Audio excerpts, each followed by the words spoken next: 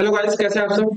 आज हम बात करने वाले हैं जिस वैकेंसी के बारे में, वो है बिहार पुलिस एसआई की ये वैकेंसी, जिसका एडवर्टाइजमेंट तो अभी नहीं निकला हुआ है, लेकिन डीआईजी जो रंजीत कुमार मिश्रा जी हैं, उनके द्वारा ये वैकेंसी के बारे में इंफॉर्मेशन दी गई है। तो उसी के बारे में हम डिटेल में बात करने वाले हैं कि वैकेंसी कब से आएगी, कब से फॉर्म को अप्लाई कर सकते हैं, एज लिमिट क्या है, क्वालिफिकेशन क्या है, इन सारी बातों को हम डिटेल में समझने वाले हैं। तो चलिए शुरू करते हैं इस वीडियो को और जानते हैं इस वैकेंसी के बारे में पूरी इंफॉर्मेशन डिटेल में। अगर मैं बात करूं इस वैकेंसी के बारे में, तो ये जो वैकेंसी आई हुई है, ये वैकेंसी है में लिखा गया है कि यूपीएससी एसआई वैकेंसी 2024। ये जो वैकेंसी है, इसमें जो बिहार पुलिस में निकलने वाली है 2000 पदों पे भर्ती, ये किसके द्वारा कहा गया है? तो डीआईजी रंजीत कुमार मिश्रा जी ने एक कॉन्फ्रेंस में ये बताया कि 20,000 कांस्टेबल के पदों पे और 2000 भर्ती एसआई की पोस्टों के लिए आने वाली है। तो इसी के बारे में हम बात करने वाले हैं। ये यहाँ से आपको एक नोटिफिकेशन दिखा दिया, ये दिखा दिया एडवर्टाइजमेंट की हाँ ये वैकेंसी आने वाली है। अगर मैं बात करूँ इस वैकेंसी के बारे में सारी इंफॉर्मेशन डिटेल में, तो सबसे पहले अगर मैं बात करूँ इस वैकेंसी के बारे में, तो बिहार पुलिस एसआई की जो वैकेंसी है, इसमें सबसे पहले आता है कि टोटल नंबर ऑफ पोस्ट कितनी है। तो मैं बात करूँ तो इसमें जो टोटल नंबर ऑफ पोस्ट है वो 2000 रखी गई, 2000 के करीब इसमें टोटल नंबर ऑफ पोस्ट जो वैकेंसी है आ रही है एसआई दरोगा की वैकेंसी। अगर मैं इसमें फी की बात करूं कि इस वैकेंसी में टोटल फी कितनी लगती है, तो जो भी कैंडिडेट जनरल, ओबीसी, ईडब्ल्यूएस और अदर स्टेट, सबसे पहले जनरल और अदर स्टेट के जो कैंडिडेट हैं वो भी इस फॉर्म को फिल कर सकते हैं, वो जनरल पे काउंट किए जाएंगे। उनके लिए जो फॉर्म की फीस है वो 700 रुपीज रखी गई है, जबकि एससी और एसटी के लिए 400 रुपए फॉर्म की फीस रखी गई है। अगर मैं बात करूं आगे इस वैकेंसी के बारे में, ये है इस वैकेंसी से रिलेटेड एज लिमिट के बारे में बात करूं कि एज लिमिट कितनी रखी जाएगी। तो इस वैकेंसी में जो जनरल और अदर स्टेट के कैंडिडेट हैं उनके लिए एज लिमिट 20 से 37 साल रखी जाएगी, जबकि ओबीसी को बोलते हैं, बीसी भी बोलते हैं, इस वैकेंसी के लिए बैकवर्ड क्लासेस के जो कैंडिडेट हैं उनकी एज लिमिट 20 से 40 साल रहेगी, जबकि एससी और एसटी के लिए जो वैकेंसी है उसमें एज लिमिट 20 से 42 साल रहने वाली। अगर मैं क्वालिफिकेशन के बारे में बात करूं, तो जो क्वालिफिकेशन है, कोई भी कैंडिडेट जो ग्रेजुएट मतलब बीए किया हुआ है, बीएससी किया हुआ है या बीकॉम किया हुआ, कोई भी कैंडिडेट कोई भी ग्रेजुएशन डिग्री है अगर उसके पास, तो इस वैकेंसी के लिए एलिजिबल है, इस फॉर्म को फिल करने के लिए एलिजिबल है। आगे बात करूं इस वैकेंसी के बारे में, वो है इसके सिलेक्शन प्रोसीजर। अगर मैं इसके सिलेक्शन प्रोसीजर के बारे में बात करूं, तो सबसे पहले आपका प्री होने वाला है, जिसको प्रीलिम्स बोला जाता है। इसमें 2 पेपर होते हैं और दूसरा है मेंस एग्जाम, ठीक है। देन आपका क्या होगा, फिजिकल होगा, फिर मेडिकल होगा और फिर आपका जो भी मेरिट लिस्ट जारी की जाती है वो जारी की जाएगी, ठीक है। अगर बात करें इस वैकेंसी से रिलेटेड आगे जो इंफॉर्मेशन है, इसके प्री के सिलेबस और एग्जाम पैटर्न के बारे में, तो प्रीलिम्स का जो पेपर होता है उसमें आपका करंट अफेयर पूछता है और जनरल नॉलेज पूछता है, ये 2 चीज पूछी जाती है। इसमें टोटल नंबर ऑफ जो क्वेश्चन रहते हैं, टोटल जो क्वेश्चन रहते हैं कितने रहते हैं, ये 100 क्वेश्चन पूछे जाते हैं आपसे, जो कि 200 नंबर का रहता है। एक क्वेश्चन रहता है वो 2 नंबर का आपका रखा जाता है। टोटल 2 घंटे मिलते हैं इस पेपर को करने के लिए, मतलब 120 मिनट मिलने वाले इस पेपर को करने के लिए, जो कि प्रीलिम्स का है।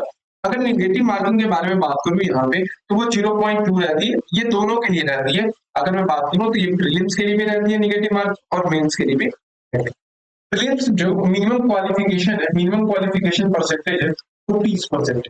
30% आपको क्वालिफाइंग नेचर होना चाहिए इस पेपर को एलिजिबल होने के लिए, इस पेपर को क्वालिफाई करने के लिए आपके पास 30% नंबर होने चाहिए किसमें, प्रीलिम्स में। आगे बात करें इस वैकेंसी के बारे में, तो वो है इसकी मेंस सिलेबस के बारे में। मेंस का जो पेपर होता है, अगर मैं उसमें बात करूं तो मेंस के पेपर में आपके 2 पेपर होने वाले, पेपर 1 और पेपर 2। तो पेपर 1 होगा उसमें जनरल हिंदी रहेगा, जनरल हिंदी के 100 क्वेश्चन रहेंगे, 200 नंबर का पेपर रहेगा, 120 मिनट आपको मिलने वाला है। मैंने बोला था प्रीलिम्स और मेंस दोनों में 0.2 की नेगेटिव मार्किंग रखी गई है। क्या रखी गई है? 0.2 की नेगेटिव मार्किंग रखी गई है। अगर बात करो इसमें पेपर 2 के बारे में, इसमें जनरल साइंस आता है, आपके हिस्ट्री, सिविक्स, ज्योग्राफी, ये सारे आते हैं। उसके साथ मैथ और मेंटल एबिलिटी आता है, जो कि पेपर 2 में रहता है। इसमें भी 100 क्वेश्चन रहते हैं, 200 नंबर का आपका पेपर रहता है और 120 मिनट इसमें भी मिलते हैं इस पेपर को करने के लिए।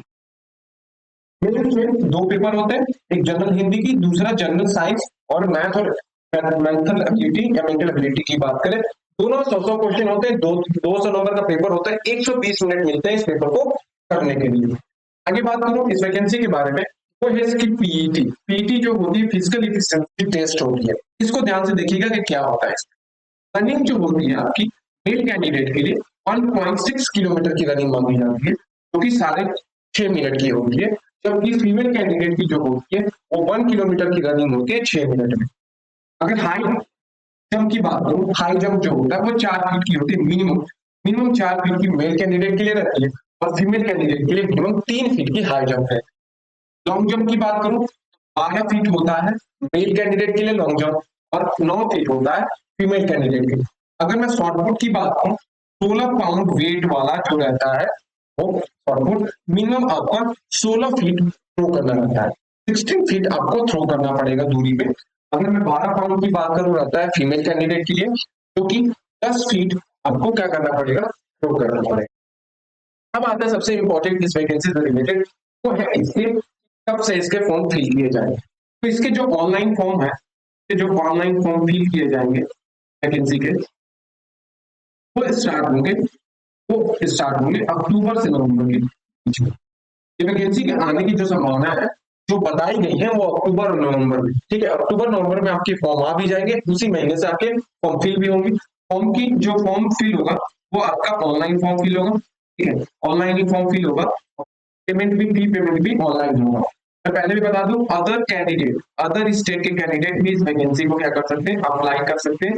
उनकी काउंटिंग जो होगी वो जनरल में होगी।